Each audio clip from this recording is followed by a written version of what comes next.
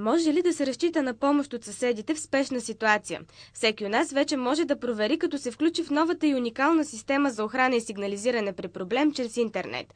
Необходими са единствено безплатна регистрация онлайн и включен компютър с камера, насочена към вратата на стаята. Когато засече някакво движение, автоматично системата алармира всичките съседи, като им изпраща един СМС с информация къде се намира човека и че има че авармата е активирана. Аз съм изпробвала, работи. Лора научава за този интернет сайт само преди няколко месеца от свои приятели в Дания, където системата работи вече близо година.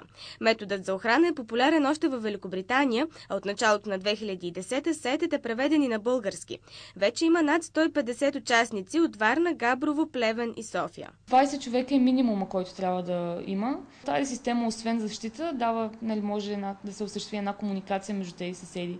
Тъй като след като живеем заедно, трябва да се подкрепяме по някакъв начин. До момента се включват предимно млади хора. Все повече пенсионери също се интересуват заради втората важна опция, която предлага системата – алармиране за спешна нужда от помощ. В момента, в който натиснат изпрати, всичките седи получават един СМС с адреса, където се е случило нещо и причината какво се е случило. Има нужда от инхалатор, например, и му трябва спешна помощ, някаква спешна намеса. Ако той сигнализира примерно спешна помощ, тя ще се забави и може би да е прекалено късно за човек.